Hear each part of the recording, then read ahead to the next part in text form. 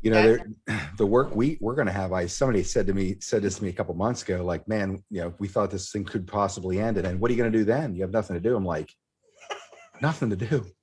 Do you know how many targets are out there now that it's weakened? I got so many politicians.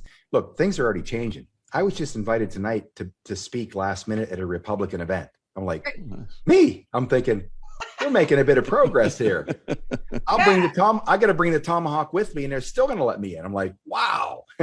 So it's going to be a lot of work to do. Believe me, a lot of yeah, work. yeah. And Absolutely. and at the border, I'm not that I think that's the worst part to me is watching what's going on there. And I was talking to a border patrol agent the other day, and it's incredibly sad what's happening there. And I'm surprised it's not waking more people up.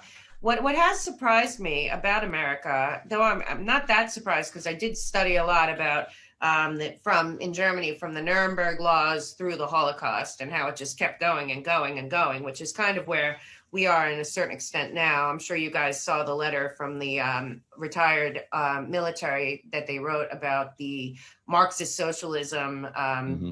uh, situation, totalitarian situation we're in now, and that they're worried about our country. And I am too. And at the same time, I'm surprised how many Americans are willing to sit it out until it shows up on their doorstep. But you know what Mhm. the guys told me from ICE? Victor Avila, he's great. You guys should Yeah. talk to him if you haven't already. Yeah, I've had him You on. know what? Great. Yeah, he's Hmm. awesome. You know what he told me, and it's absolutely true. Oh, it's coming to their backyard, and it's coming faster than they know, right from that border. Because these kids, he said, a lot of them. First of all, a lot of them aren't kids. They're not Hmm. accompanied minors. They have no paperwork. But also, they're going to be showing up in towns and suburbs, just like Soros infiltrated all of the small towns with his people into the school boards and into the city council and all of that. These kids are going to be showing up in your children's school. They're illiterate in Spanish, let alone don't know English. And then they're gonna be in the hospitals and in the healthcare system, but also they're going to be opening up drug rings, prostitution rings, child trafficking rings in small town America all over this country. This is where they're sending them on purpose. And that, people think, oh, yeah, well, until it affects me. Well, get ready, because I think that's a big red pill coming up real soon in a lot of neighborhoods around this country. Yeah, bring this up, and I want you guys to comment on this because the damage being done by what you just said, and the way the liberals always handle this is kind of like Santa Monica, the People's Republic of Santa Monica. Oh my you God. have you have Martin Sheen. You remember this, Malkay Martin Sheen Of sleeping on a course. warm grate at night, to signify whatever for the homeless, Right. like that's going to do anything. So all these people, all these leftists, they got this bleeding heart with no common sense, and then when they want these policies to start happening in their area, they spread into their backyard. And then there's a revolt against what they brought to their backyard. It happens every time. So the only way, in my opinion, this is, we talked about Nasara. I never seen any documentation on Gasara. I certainly believe there's no question this type of rollout of this rescue mission for humanity is certainly based on this. I don't disbelieve any of that at all. I've covered it a number of times. My belief is the validity of that, or what makes it plausible. You bring that influx of these people in this country, it's going to take generations to correct it. We don't have time for that. I So agree. how do you do it? You now unleash the wealth that's in this world, on the world, everywhere around the world. Hmm. All these people who would not want to go back home if their country became rich, where they were born, their families, their heritage. All these people, they come here for this reason, to escape all that. If they had that kind of wealth at home, they'd be picking up, and I believe this is part of the philosophical side of this operation. When they bring it all down and release the riches that belong to the people, Right. nobody has a reason to do this. And they just start saying, let's go home. Let's go home. I can't see how we correct it any other way. I really can't from a social standpoint. So my hope is that there is validity to it. So Mike, I don't know, I know you've talked about that quite a bit. I think in the past. Hmm.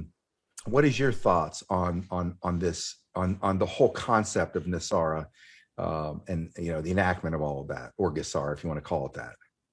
Yeah, Nassara, for American, then Jassara for the rest of the world. So it's global.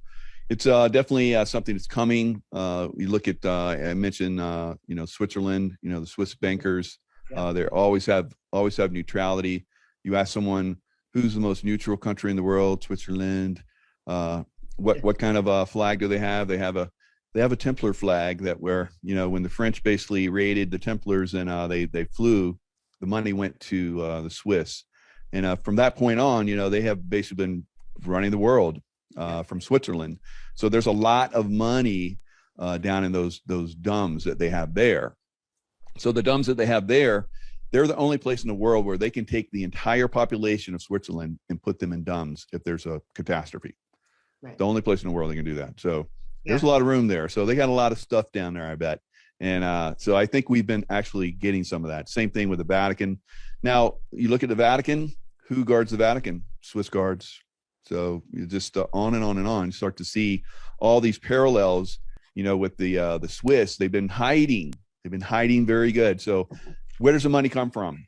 It comes from the banksters. The banksters have been hoarding this money in unbelievable amounts. And when that is released from them and put in the hands of, the rest of the population, of course, there will be a way that's done. And it's not going to be like everyone gets, $1 million. No, that's the mistake of all the Nassar people. That's not what's going to happen. Mm-hmm. But this is very interesting. 2 days ago, I got the most bizarre call. I've got, all of us get people reaching out to us, and you have to vet them and see if they're real and all that. And this guy was real. And I talked to him for a while, and he actually was involved he went down into the Vatican and took pictures, and there was so much more gold than they expected. And the tunnel goes all the way almost, I think, to Israel. Israel, yep. But filled with gold. He said he would send. Anyway, they don't know what the holdup is, but there are people. It is ready to go, and they have been in. It's the Bank of International Settlements that is hoarding all the money, honestly. And he was telling me all of our countries, none of our tax dollars have gone anywhere we think it's gone at all. That it's all been hoarded by the City of London, which was the Rothschild Bank. It's really, the City of London has nothing to do with London, the city. It is the Rothschild-controlled bank that controlled the monarchs, that married into the monarchy through all of these years. But like you said, we've all been taught that Switzerland was neutral. It is anything but. The Bank of International Settlements is where all of our money has been hoarded to. All of the central banks answer to them. You can't trade on, you can't be a broker dealer. You can't work with any central bank without being a part of the Bank of International Settlements. And then they also stole all the stuff from the Jews and from every country they pillaged. They put in Mao. They did the Bolshevik Revolution. They did the French Revolution. It's all the same people. They did both our world wars, our wars, everything that they've done. It is always about money and hoarding money from us. What I've been told, and this isn't the first time that I've heard this number, was that they've found $23 quadrillion that these people are sitting on. And most of it has been seized, but not all of it. And this guy's pretty upset because he doesn't know where the money for the Open Society, all this Soros, all of these, so Myanmar just seized Soros's money because he was doing a coup there. And he's not sure about that, but he did say that a lot of this money has been spread out. So you're going to see, I've seen lately, Russia saying that they're sitting on more gold than they've ever sat on. Hungary saying they are. Poland saying they are. This is because it is being distributed. Through the alliance, I'm told there's 209 countries involved that have signed over the new system and that it's ready to go. And these guys are so frustrated because they don't know what the holdup is, because like Scott said, he said, the minute we trigger this, they're done. They're done. And he also did tell me all of these bills that they're putting up in DC with all this money, there's no money. They don't have access to this money. The Treasury has no money. And so all of this is being held up by the blackout. But they're not going to just lay down and die after that they run the world. But I am saying that this guy, and he seems pretty legit, and I called some of our mutual pals to check on it, and it sounds like it is.